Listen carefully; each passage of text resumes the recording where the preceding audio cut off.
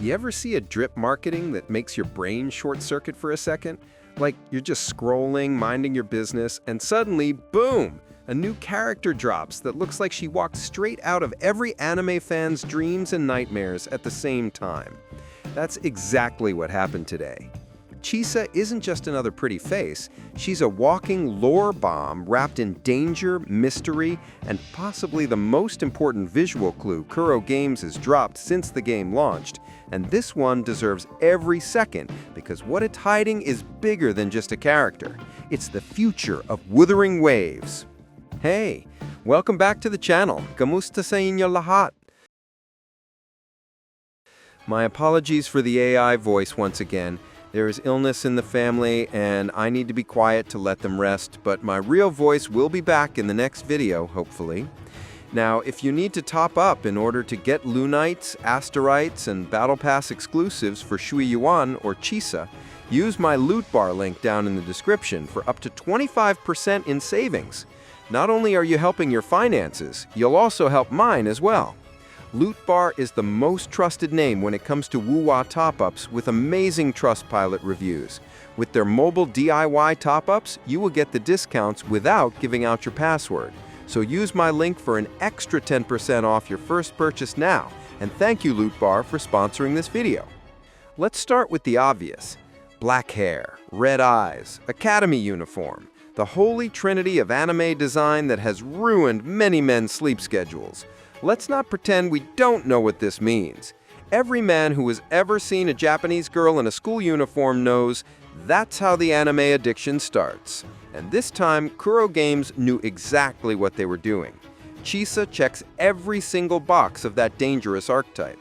Elegant, mysterious, smart-looking, but probably one snapped thread away from being absolutely insane. And if that design didn't already scream, "Stay away, but I won't," the biography seals the deal. Chisa is described as a conscientious, level-headed student from Star Torch Academy. That's already wild, because post-apocalyptic academia isn't exactly what comes to mind when you think of Wuthering Waves. Are we getting a Persona-style shift? Is Rover about to enroll in school and start doing group projects while saving the world? Because if the omnipotent god of Wuthering Waves starts attending classes, we are in for a cinematic experience. Anyway, her character description gets interesting when it says, everything can be broken down, analyzed, and resolved, except human bonding. That one phrase alone screams this woman is not okay. And when she's wielding a massive blade shaped like a pair of scissors, you can't convince me she's just here to study. She's cutting emotional ties literally and figuratively. Bonds can be severed, but their fragility is what makes them precious. Yeah, that's something only someone who's halfway between philosopher and psychopath would say. She's definitely one of those characters who will look you dead in the eyes, tell you she loves you, and then stab you in the same breath. Classic red-eyed brunette energy. Speaking of that blade, what a weapon design! It's got this fusion of Squall's gunblade from Final Fantasy and Chiori from Genshin Impact energy, with a ruler aesthetic that makes it look like a weapon straight out of a stylish cyberpunk anime. The blade's bigger than her entire body, which means she's probably a great sword user. And honestly, it fits. Characters who look like they dissect your soul mid-battle always end up wielding the biggest, most dramatic weapons possible. But let's not skip over what her skill set implies. Her gameplay revolves around analyzing enemy structures and cutting their threads of weakness. The cutting weak points mechanic, the precise, methodical combat, even the scissors tie-in feels like a wink to that universe. I wouldn't be shocked if Kuro Games threw in a small Easter egg, like her grabbing an enemy by the tie before slicing through them with her scissor and chainsaw. And if they did that, the anime community would absolutely explode. Now on to the background, because this is where things really start to unravel. Take a long look behind her, not just a glance. That's not the cracked deserts of Huanglong or the overgrown ruins we're used to trudging through. No, this is something entirely different. A living, breathing cityscape. Bright signs hum in the distance, the architecture gleams with advanced tech, and every angle scream that we've left the apocalypse behind and stepped into a cyber future. It feels alive, electric, almost overwhelming, like Kuro Games just opened a door to a world that shouldn't exist in this universe. And when you pair that atmosphere with the crisp Academy aesthetic, you can tell we're not just getting a new zone.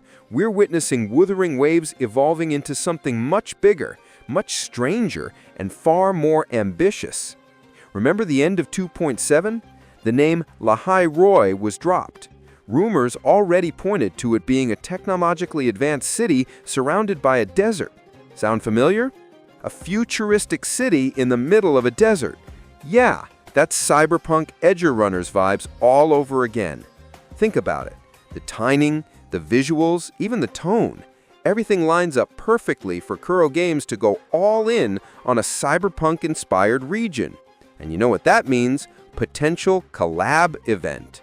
We've already seen them pull off collabs before, but this one would be on a whole different level. If this theory is true, 3.0 won't just be another regional expansion. It'll be a full thematic shift, a mix of post-apocalyptic academia, cyber-futurism, and city exploration. The thought of traversing through a massive cityscape and Wuthering Waves sounds insane. I doubt we'll be flying or gliding through skyscrapers, but imagine driving futuristic bikes or using hoverboards, maybe even jetpacks. Kuro could easily outdo every other gacha by making urban exploration fun, not just visually stunning. And let's be honest, if they give us a traversal system involving vehicles, cyber suits, or anything even remotely close to web slinging, the internet's gonna detonate. Picture zipping between neon towers on an energy line, vaulting across rooftops with boosters on your back, or launching off ramps on a glowing bike while your Resonator theme kicks in.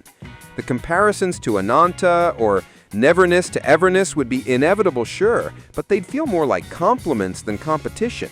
Because if Kuro Games manages to blend that futuristic aesthetic with their signature combat fluidity, it won't just be good, it'll be revolutionary.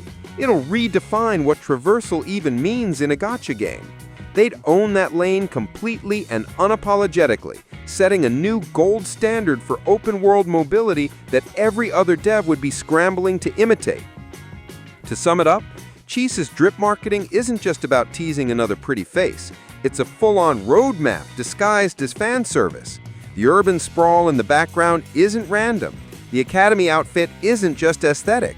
And those subtle cybernetic cues feel too deliberate to be a coincidence.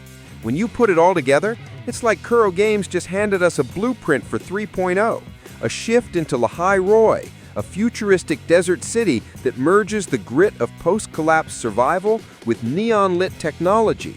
And when you consider the Cyberpunk collaboration timing, it doesn't feel like speculation anymore. It feels like we're staring right at Kuro's next major evolution for Wuthering Waves, revealed not through leaks, but through clever design, visual storytelling, and a wink to players who pay attention. If this video resonated with you, please leave a like for Shu Yuan Gacha Luck, subscribe to get Chisa, and hit the bell for Geishu Lin Blessing. Thank you so much for watching, maraming salamat po, and I will see you in the next video drop. Goodbye.